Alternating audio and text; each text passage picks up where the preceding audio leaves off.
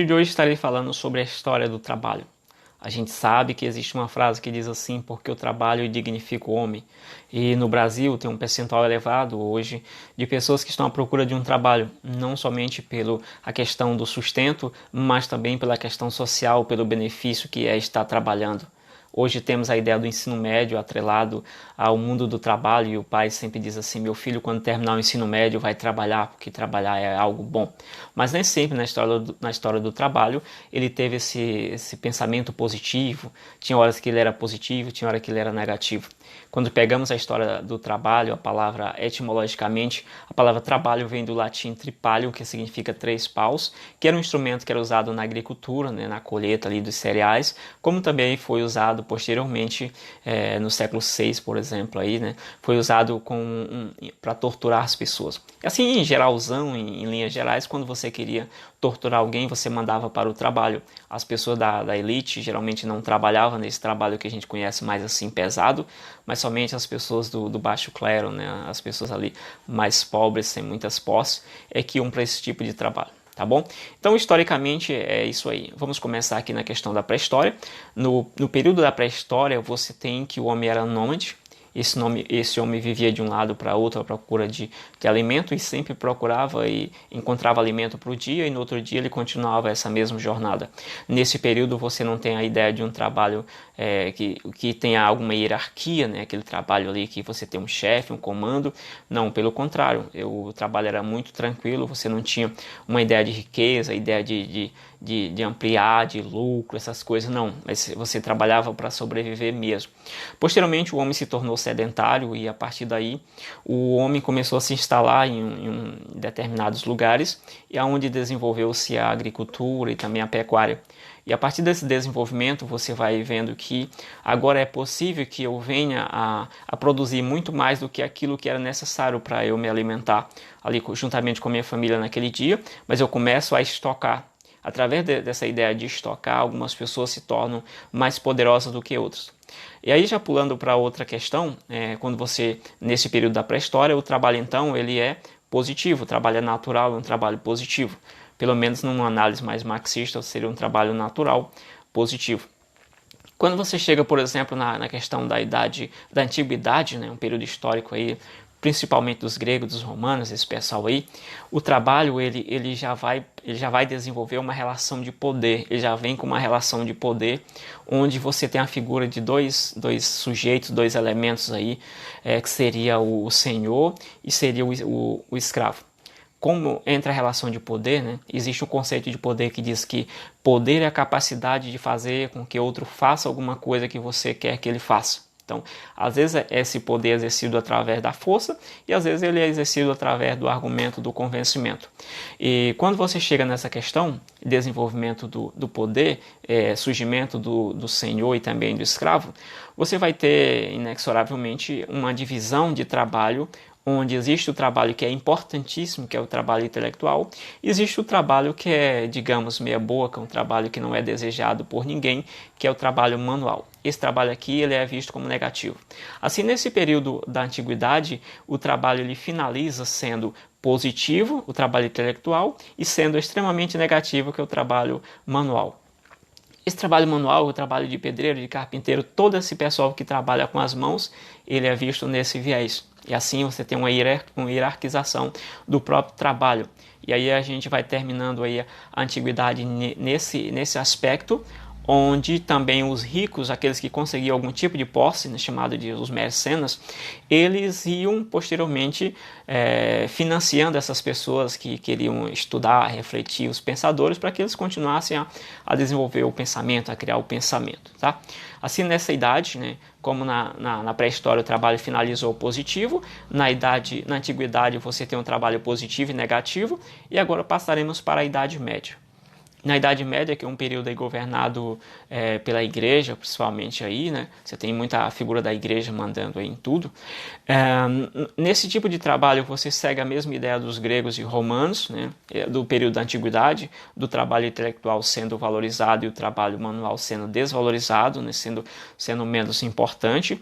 Você tem também uma estratificação social, né? A sociedade dividida em estratos, ou seria uma sociedade aí de castas, onde você não pode você não pode ascender para outra classe, mudar, menos algumas exceções, né, com algumas compras de direitos, por aí vai. Mas você tem uma sociedade não dividida em classe, mas você tem uma sociedade mais dividida em estratos, seria basicamente isso aí, em castas, né? Então, você não teria a mobilidade social. Eu posso mudar para a classe que eu quiser, qualquer pessoa pode mudar, não. Você tinha algumas restrições nesse sentido. E aí, dentro dessa questão da Idade Média, você tem o surgimento de outra figura, que seria o senhor já conhecido e o servo, não mais o escravo, mas agora o servo. Quem era o senhor?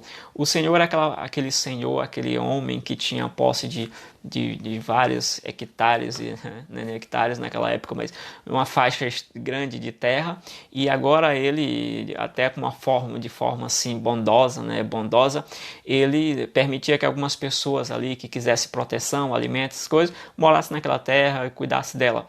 É a ideia dos feudos, de onde deriva a ideia do feudalismo, né?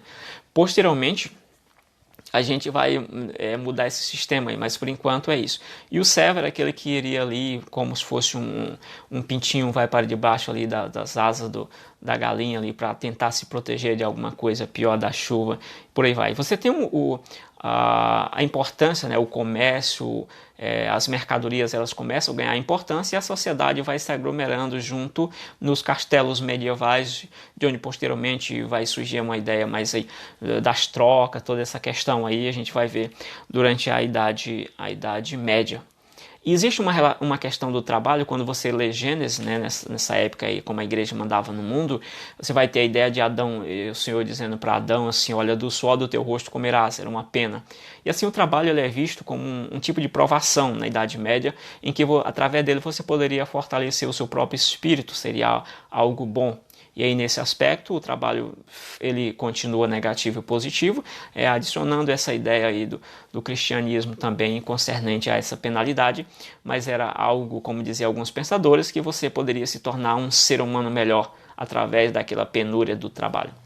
Quando você vai passar o final da Idade Média, né, que é exatamente aí no ano 453, daí para frente, você vai entrar na Idade Moderna, né? Você vai entrar nessa questão, onde o trabalho já começa a ganhar um aspecto mais positivo, que seria quando você tem o surgimento do protestantismo. O protestantismo vai basicamente dizer, ou então supor, né, ou fazer subentendido isso aí, que quando você ascende socialmente, economicamente, isso representa uma bênção de Deus, que significa que Deus ali está lhe aprovando, dizendo, beleza, estou contigo, você está realmente aí, está rico, está ficando rico, porque eu exatamente eu que estou dando essa bênção para vocês.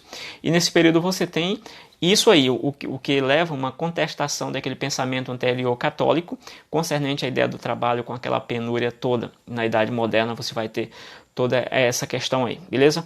Você vai ter também, a partir daí, o surgimento do trabalho assalariado. As pessoas que não têm posse, elas vão para o trabalho assalariado a partir dessa idade aí. Então você teria o artesão, que fabricava todas as coisas com a sua mão, obviamente, e aí você teria o camponês, que tinha as suas terras. Todas essas pessoas nas datas posteriores, nas épocas posteriores, elas vão perder isso aí. Vai ser uma crítica que o Karl Marx vai fazer posteriormente, é isso aí. Elas vão perder esses instrumentos, tanto vai perder a capacidade de produzir, como o artesão tinha, como vai perder as terras, no caso aí dos camponeses. Eles não vão ter mais aí os meios de produção chamado.